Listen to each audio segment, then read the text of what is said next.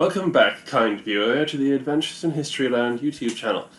Today is an exciting day because by the time you are watching this, my book, Every Hazard and Fatigue, The Siege of Pensacola 1781, will be available for purchase. I'm very excited about it, and to celebrate this event, which will be occurring either today or in the next few days, I am going to answer a bunch of questions that you have provided for me, you the viewers provided for me.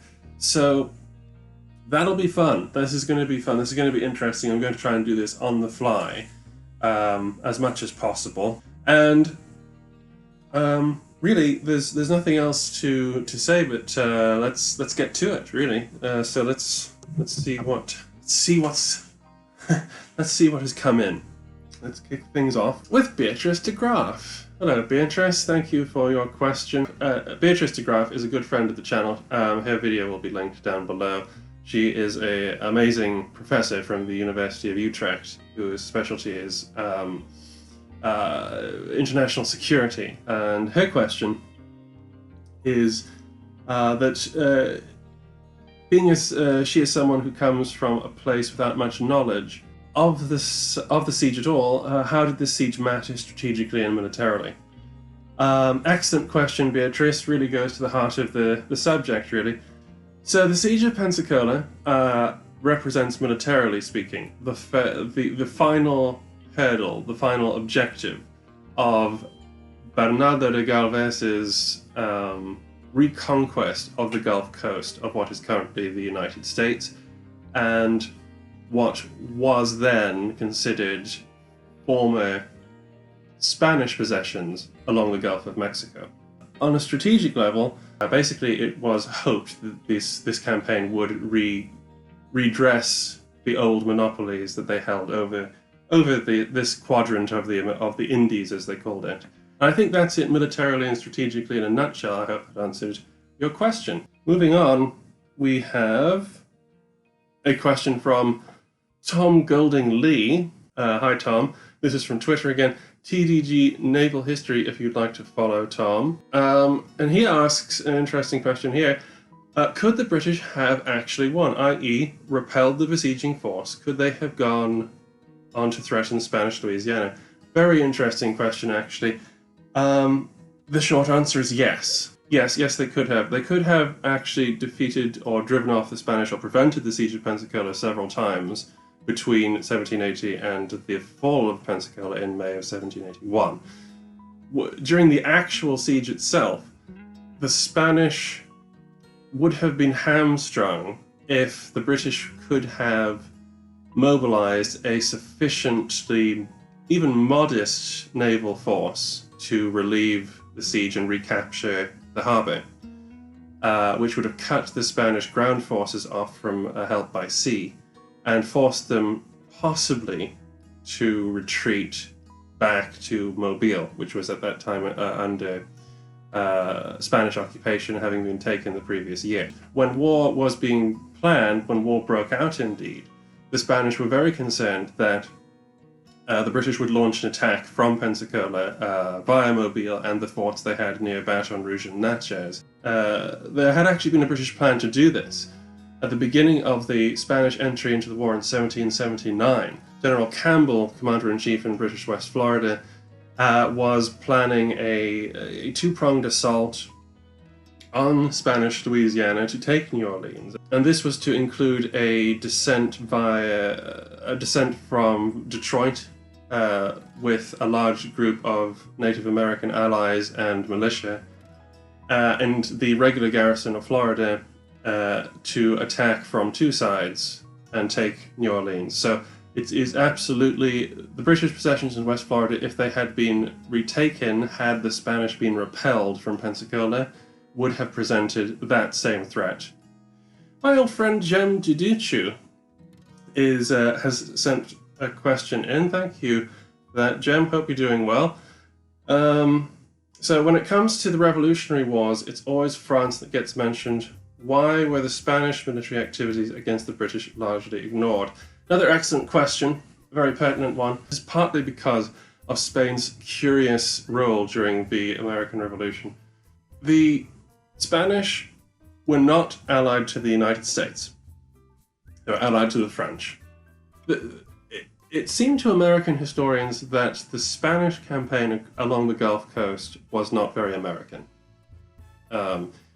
Because they were not formal allies of the United States, they were officially neutral towards the United States, but pro-American neutral, you might call it.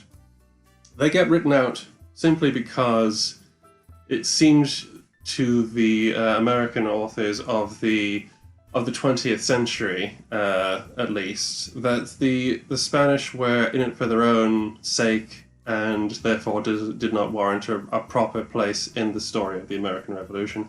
While that is true, the Spanish were mostly in it for traditional goals rather than actively helping liberate the colonies. It is actually more complicated than that, and it is unjust that they were written out of the story so badly. Thankfully, since the bicentennial, a great deal of work has been done to redress this balance, and I'm hoping to keep the Spanish foot in the door, so to speak, with this book. So thank you for that question, Jem. All right, a good friend of the channel, Brandon F, has sent a very journalistic question, I feel, which is, why should we care?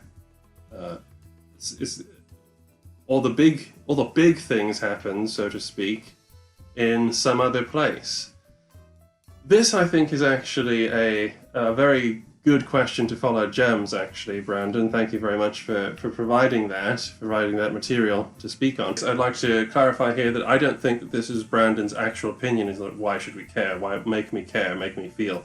I think this is his appreciation of a common popular perception, is that why should we care, because the shot heard around the world happened in Boston, Bunker Hill happened in Boston, Battle of Long Island is New York, Trenton is New Jersey, everything's happening in the north, and then the really decisive war-ending stuff is happening in the south, specifically in the Carolinas and Virginia. It's actually a pertinent question. Why should we care about the Spanish in the American Revolution and the Siege of Pensacola, which most people are not going to know about? I believe that we should care about this because it's a myth to believe that America won its independence solely on the backs of New Englanders. It's a myth that excludes a great deal of effort and struggle on the part of the Spanish and the Spanish colonies specifically to drive the British out of Spanish America. We're still dealing with the continent of North America here. We may not be talking about the United States, but we are talking about Americans. Through the first 2 years of the Spanish involvement in the war, a large number of Bernardo de Galvez's army was made up of people that today we would consider United States citizens. You're dealing with French Creoles, Spanish Criollos, you're dealing with Native Americans, you're dealing with free and enslaved African Americans, you're dealing with people from the Caribbean, the Spanish Caribbean, Puerto Rico, Cuba, you're dealing with people from Florida and also the wider south of the United States. These, not to mention the colonies, the colony of New Spain, modern-day Mexico. You get all of these people in Bernardo de Galvez's army. He said it himself. A phrase appears in the report that was published in the Gazeta de Madrid, dealing with I believe it was the initial attack on Baton Rouge, that the army was made up of men of all conditions, nations, and colors. And that is quite an American thing. This is actually almost more of an American army than the one led by George Washington. Now, I think that is something that should be recognized. But if you need a little bit more, then we'll go a little bit more. Because what this does, what the final act of the Gulf Coast campaign does, is that it creates a big bowl, a big economic bowl, into which American traders can theoretically reach. The Spanish Empire was a market. It was neutral. It was open if you had permission to trade there. So the fact that this siege happened to end months before Yorktown and the sort of essentially the British giving up doesn't necessarily mean that it wouldn't have had a great deal of significance had the war continued onwards. And I think that's why we should care. I think this would have been a very important place, one of those key places had the war continued. The fact that it didn't means that I can also just say, because I tell you to care, Brandon. Moving on. Love you, man. Right, so next, another illustrious question, and it's from the Lord Rivers, my good friend Daryl, and he is asking how much came from Spain versus how many forces were from New Spain / Granada. Did the Spanish colonies participate in a meaningful way? And he has a follow-up question of what was the impact of the Spanish victories on the peace negotiations.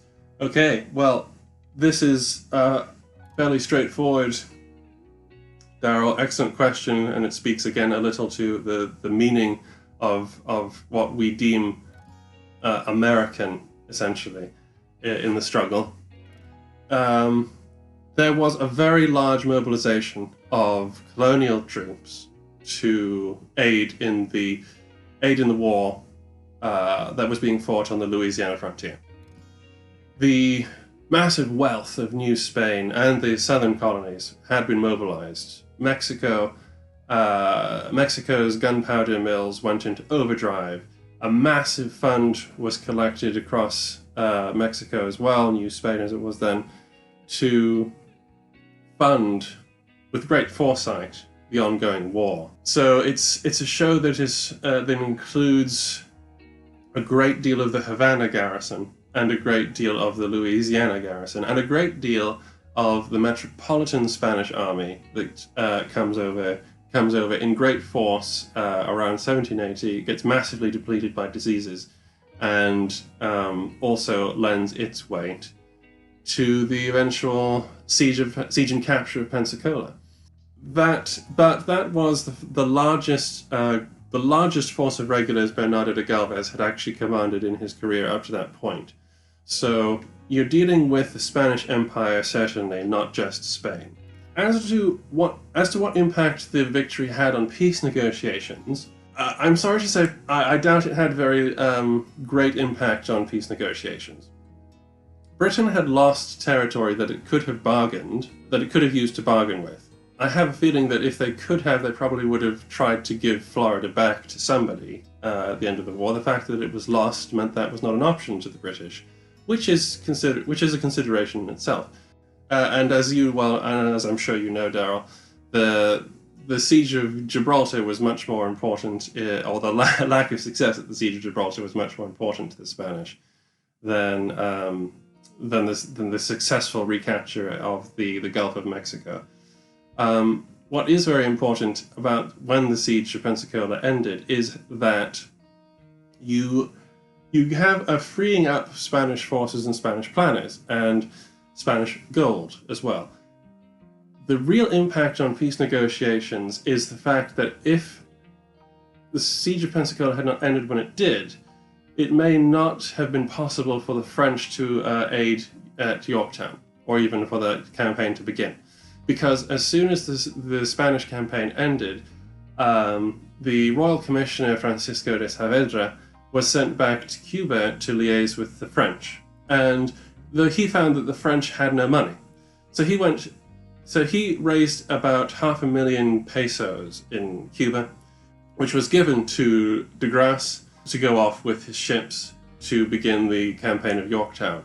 The signal that Washington was waiting for could not have been given if Spain had not been able to raise the money to get them moving.